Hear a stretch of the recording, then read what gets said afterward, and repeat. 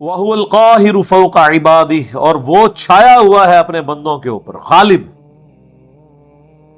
یعنی چسک نہیں سکتا کوئی اس کی مرضی کے بغیر۔ وَهُوَ الْحَكِيمُ الْخَبِيرُ، اور وہی حکمت والا ہے اور خبر رکھنے والا ہے۔ قُلْ أَيُّ شَيْءٍ أَكْبَرُ الشَّهَادَةِ، اے نبی ان سے فرماؤ، بتاؤ سب سے بڑی شہادت کون سی ہو سکتی؟ قُلِ اللَّهُ، تم فرماؤ اللہ کی شہادت۔ شہیدٌ بینی و بینکم، وہ گواہ ہے تمہارے اور میرے درمیان، یعنی مجھے کسی اور گواہی کی ضرورت نہیں ہے کہ میں اللہ کا پیغام تم تک پہنچا رہا ہوں، وہ دیکھ رہا ہے۔ تم اگر میری بات نہیں مان رہے ہو مجھے کوئی ٹینشن نہیں ہے، اللہ گواہ ہے کہ میں نے اپنا پیغام جو مجھے اللہ نے سپرد کیا تھا تم تک پہنچا دیا۔ وَأُوحِيَ إِلَيَّ هَذَا الْقُرْآنُ لِأُنذِرَكُم بِهِ وَمَن بَلَغَ، اور یہ بھی ان سے کہہ دو کہ اللہ نے مجھے قرآن وحی اس لیے کیا ہے تاکہ اس کے ذریعے میں تمہیں بھی ڈر سناؤں اور جس تک بھی یہ کتاب پہنچ جائے۔ یہ وہی آیت جو ہم نے سینکڑوں دفعہ یہاں پہ تلاوت کی ہے، سورۃ الانعام آیت نمبر 19۔ اسی میں میرا ریسرچ پیپر ہے امام الانبیاء کی دعوت قرآن، اس کے ٹائٹل پہ یہ آیت لکھی ہوئی ہے، ریسرچ پیپر نمبر 4۔ تم فرماؤ قرآن مجھے اس لیے وحی کیا گیا تاکہ اس کے ذریعے میں تمہیں ڈر سناؤں۔ اچھا مجھے بتائیں، اگر اللہ کے نبی جن کی پرائمری رسپانسبلٹی تھی کہ انہوں نے قرآن کے ذریعے لوگوں کو آخرت کا ڈر سنانا ہے، اللہ کی طرف مائل کرنا ہے، تو اس کا مطلب ہے کہ اس سے بیسٹ سلیبس تو کوئی نہیں ہو سکتا، رسول اللہ سے بڑا ٹیچر کوئی نہیں صلی اللہ علیہ وآلہ وسلم، قرآن سے بہترین سلیبس ہی کوئی نہیں ہے۔ تو یہ بابوں نے اپنی کتابیں لکھ کے امت کو کیوں تھمائی ہوئی ہیں؟ ان سے ذرا پوچھیں۔ فضائل اعمال، فضائل سنت، 14 ستارے، یہ پکڑ کے کیوں انہوں نے حوالے کیے ہوئے ہیں؟ کہ قرآن میں کوئی نقص تھا؟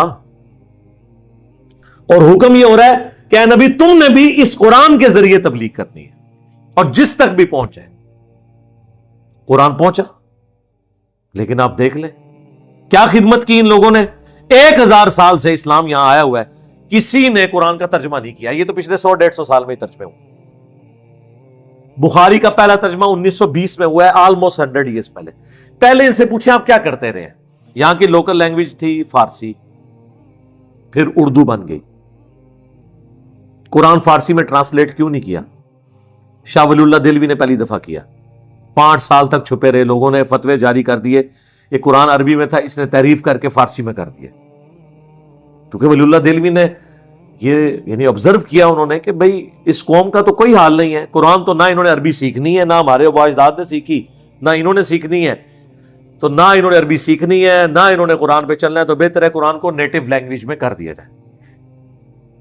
جس نے ہم نے یوٹیوب کا موڈ اختیار کیا ہے، ہمیں پتہ ہے کہ مدرسوں میں انہوں نے کوئی دین نہیں سکھانا، نہ انہوں نے صحیح بات لوگوں کو بتانی ہے، تو پھر ہم الٹیمیٹلی یہ جو ایک ڈیجیٹل موڈ ہمارے پاس موجود ہے، ہم لوگوں تک بات پہنچائیں۔ تو جب فتوے جاری ہوئے 5 سال تک وہ چھپتے پھرے۔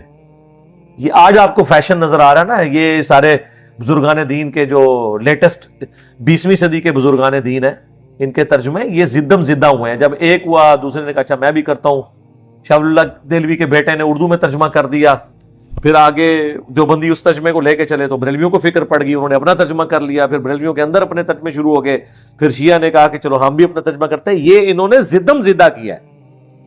میں علا وجہ بصیرت آپ کو کہہ رہا ہوں، ان کے اسلام کے ساتھ 0 انٹرسٹ تھا، ورنہ مجھے بتائیں جن بابوں کے نام یہ وضو کے ساتھ لیتے ہیں انہوں نے کیوں نہیں ترجمے کیے؟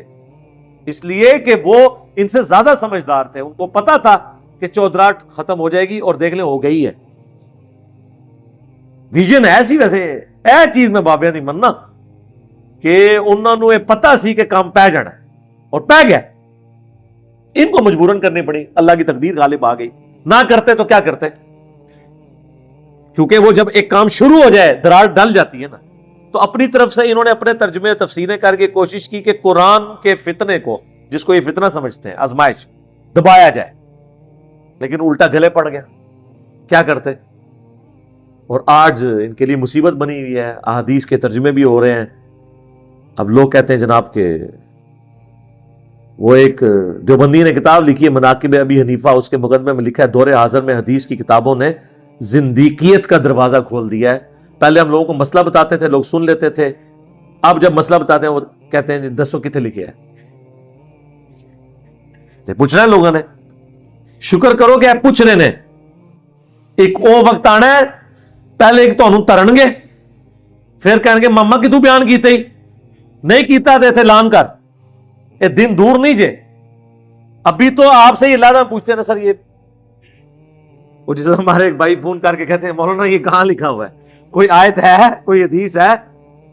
اے اس دن تو ڈر جاؤ تو لوگ کنوں پکڑ کے تو اللہ بن گئے کہ کیا کر رہے ہو تسی, کوئی چیز لکھی ہے کدھر؟ تو انہوں نے بڑی ہوشیاری کے ساتھ ترجمہ نہیں کیا, انہیں پتا تھا کام ڈل جانا ہے اور ڈل گیا. یہ اسلام کی خدمات ہے جی. کسی نے بخاری کا ترجمہ نہیں کیا, بتائے نا جی, کوئی لائے نا جی اے جی سلطان باہو نے قرآن کا ترجمہ کیتا جی, مزہ آ گیا تھوڑی گل, ٹھیک ہے نا جی. انہوں نے کیوں کرنے تھے میرے بھائی؟ انہوں نے اپنی شاعریاں لکھ کے آپ کو حوالے کی, اپنی کتابیں حوالے کی تاکہ آپ قرآن و حدیث سے دور رہیں. اللہ کا شکر ہے آج مبارک دور ہے, ہمیں ترجمہ کرنے کی ضرورت نہیں. ہم لوگ کہتے ہیں پڑھو اپنے اپنے ترجمے اور بتاؤ جو پڑھتا ہے. یہ جو میں پڑھ رہا ہوں نا اس کا ترجمہ کوئی بھی پڑھ لے اپنے مکتب فکر کا, کوئی شیعہ ہے سنی ہے, پڑھے اور بتائے یہ کیا توحید لکھی ہوئی. اے نبی تم فرماؤ کہ مجھے تو قرآن اس لیے وہی ہوا ہے کہ اس کے ذریعے میں تمہیں ڈر سناؤں, تبلیغ اس کے ذریعے کروں, اور جس تک بھی یہ پہنچ جائے میری کوشش ہے جہاں تک پہنچ جائے تو یہ پہنچ جائے, یعنی وہ بھی اسی کے ذریعے آگے تبلیغ کرے. اَإِنَّكُمْ لَتَشْهَدُونَ أَنَّ مَعَ اللَّهِ آلِهَةً أُخْرَى, کیا تم اس بات کے اوپر گواہی دیتے ہو کہ اللہ کے ساتھ کوئی اور الہ بھی ہے؟ قُلْ لَا أَشْهَدُ, اے نبی تم فرماؤ میں تو اس طرح کی کوئی گواہی نہیں دیتا. قُلْ إِنَّمَا هُوَ إِلَٰهٌ وَاحِدٌ, اے نبی تم فرماؤ کہ وہ تو نہیں ہے مگر اکیلا یکتا الہ معبود. وَإِنَّنِي بَرِيءٌ مِّمَّا تُشْرِكُونَ, اور میں اعلان برات کرتا ہوں ہر اس ہستی سے جسے تم اللہ کے ساتھ شریک ٹھہراتے. میرے بھائی میٹھی میٹھی باتیں تو ہو ہی نہیں سکتی نا, قرآن تو پھر کڑوی بات کرتا ہے. قرآن صرف توحید بیان نہیں کرتا, جو توحید کے مقابلے پہ طاغوت ہے اس کی نفی بھی کرتا ہے. یہاں سے آ کے ہمارا اختلاف شروع ہو جاتا ہے. ہمارے واعظین صرف تبلیغ کا ایک رخ بیان کرتے ہیں, اس کی وجہ سے دنیا میں کوئی تبدیلی نہیں آئی, عقائد کی کوئی اصلاح نہیں ہوتی, کیونکہ نیگیٹو پہلو وہ بتاتے ہی نہیں ہیں ڈر کے مارے. جب تک آپ نیگیٹو پہلو کو ہائی لائٹ نہیں کریں گے پازیٹو کی قدر لوگوں کے دلوں میں نہیں آئے گی. عربی میں کہا جاتا ہے نا کہ چیزیں اپنی ضد سے پہچانی جاتی ہیں. اندھیرا نہ ہو تو اجالے کی قدر نہیں آتی, پیاس نہ ہو ٹھنڈے پانی کی قدر نہیں آتی. اسی طریقے سے جب تک آپ بابوں کی پھیلائی ہوئی گمراہی کو ہائی لائٹ نہیں کریں گے تب تک لوگوں کو پتہ ہی نہیں چلے گا کہ توحید میں کس لیول کا رکھنا اس امت میں ڈال دیا گیا. اور یہ کتاب بھی صرف اس لیے محفوظ ہے کہ اللہ نے گارنٹی لی ہے, ورنہ انہوں نے کتاب کے ساتھ بھی کام ڈال دینا تھا. اتنا کام تو ضرور ڈال دیا ہے کہ قرآن کی تفسیر کرتے ہوئے قرآن کے بالکل اپوزٹ تفسیر کر دی ہے. پہلے صفحے سے ہی تعریف شروع کر دی ہے. ایاک نعبد و ایاک نستعین ترجمہ سب نے یہ کیا ہے, تیری عبادت کرتے ہیں, تجھی سے مدد مانگتے ہیں, تجھی سے دعا مانگتے ہیں. آگے چھوٹا سا حاشیہ لگا ہوگا, یہ جو بزرگان دین کو پکارا جاتا ہے, اولیاء اللہ سے مدد مانگی جاتی ہے, یہ بھی اللہ ہی سے ہوتی ہے. یعنی وہ اللہ کو بتانا چاہ رہے ہیں کہ تو نے ادھوری بات کی تھی, ہم نے کمپلیٹ کر دی ہے.